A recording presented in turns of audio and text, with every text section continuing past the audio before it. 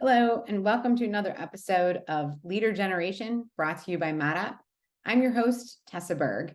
And today we're going to talk about something that I've really enjoyed being a part of the last 3 months, and that is building our AI Council.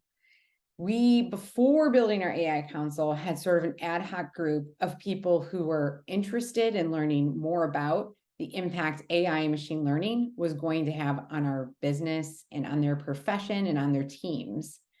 But what we have done over the last 3 months by strategically organizing a committee of experts that's focused on proper use, standards, compliance, security, and change management has really fundamentally changed the way that we look at our business and the way that we're aligning innovation to driving our vision, growth, and scale. Well, I'm excited to share this with you, and let's jump into this topic. So first off, what is an AI Council? Generally, it's a committee of experts that govern the use of AI and machine learning across your entire organization.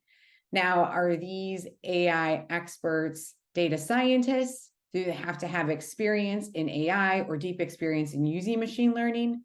No. In fact, what we found is that it's better if they are experts in their own fields of knowledge work and for our purpose in marketing. So getting a good cross-section of amazing front-end developers and graphic designers and copywriters and social media managers and digital media planners all together. So having that cross-section of people who are experts in a specific field of marketing is really what composes a successful AI council. Let's think about that definition a little bit more. Governs the use. We have put our AI council in the center of our business. And why is that? It sounds dramatic. At first I was like, is this kind of an offshoot, or is this some slow moving process that will slow down our progress to really leveraging this technology? And if you do it right, the AI Council can be a catalyst for how you grow sustainably.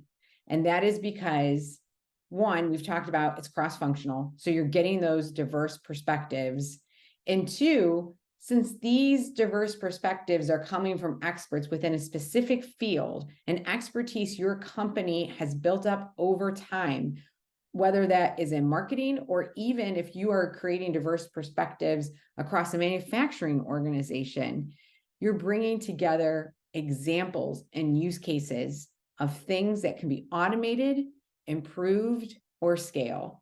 So while it might sound like a big ton of bureaucracy to put something called a council at the start or at the center of your business, what it really is saying is that you recognize that AI and machine learning is going to impact every aspect of how we work, how we service our clients, how we make products, and how we go to market.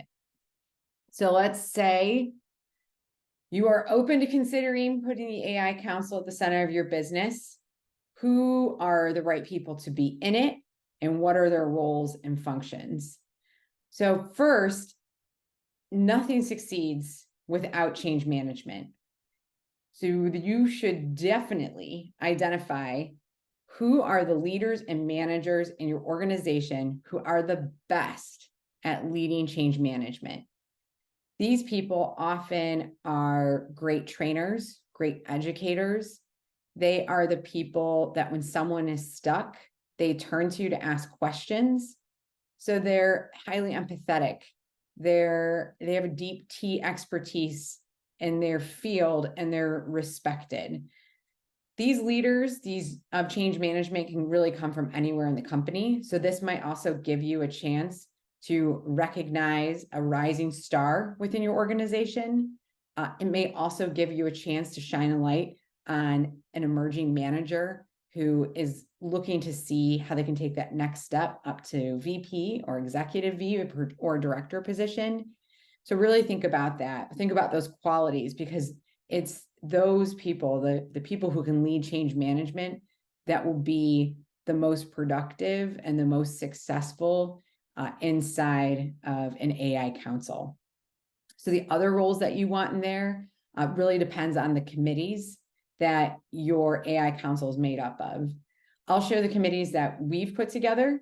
I will say our company now is over 200 people, and we have 20 members on our AI council. I think the number of committees you have and the number of people by committee or the number of people in total in the council scales up or down, depending on your business.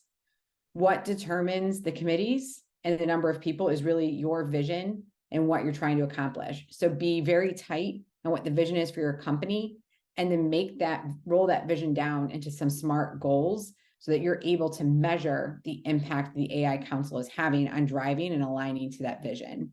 So for us, we have a committee that is all about the vision and news and trends. So we want to make sure that what we do and how we do it is aligned to our vision, but also is differentiating us and relevant in the market today. Our second committee is the Apps Use and Standards Committee. They are the single point of entry into the AI Council, and they're evaluating what's going on with the apps. They help us select the best apps, set the standards for how they get used and distributed across the company. The next committee is measurement. And this is one that I would say even internally was really hard for a lot of people to understand. But in the simplest terms, it's very good to get a baseline of how you operate and what you're doing today before you introduce any type of AI or machine learning enabled app. But really, that's any type of technology. So we always say first, let's lay out the use cases, then establish the process, baseline and measure that process, and then engage or implement a piece of technology or an AI machine learning enabled app to make that process more efficient. And then we're able to measure lifts, increases in quality, productivity, and impact to revenue and scale. Our next committee is innovation. So if something is a great use case that we can own or that can make us more efficient internally, then that's going to go through the innovation committee to really scope and again vet against our vision and what type of company we are. You know, we're not going to be the next Anthropic or these large companies that are making models, but there are opportunities for companies of any size and in any domain to own the connections between apps, the type of data and the way they use the data that they collect that's specific to their domain. So innovation can mean a lot of things. What's really important is this committee owns what it means to your business and how your business looks to grow and scale. Our next committee is compliance and security, which is very important.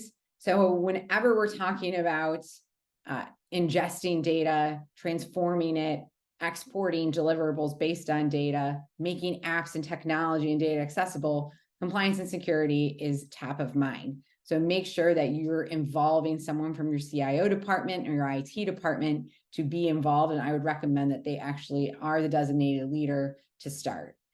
And the next committee is education and change management. So these are the folks that, as we look at how AI and machine learning is impacting our business, that we're educating and engaging advocates by committee that can help us train small groups and what that means now for our processes and for how we deliver our expertise. This also extends to salespeople. Are there things now that we're doing in our business that make us unique and positioned differently in the market?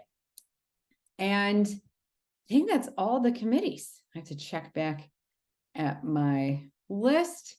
But like I said, there's no right or wrong list to what committees you have and how many people are on them. It really depends on your business. But I think to emphasize again, that layer of change management is just so important. So how does this actually help you scale? Well, if you don't have an AI council and you don't have a standard way of evaluating opportunities or use cases for the use of technology, then it actually can make you less efficient. There are always going to be people who want to try and test early and often. Love those people. But if we're not able to harness and make that energy something that's repeatable for our business, then you're only going to get efficiency and pockets. And just because people aren't quick to change doesn't mean that they are any less valuable or necessary for the company.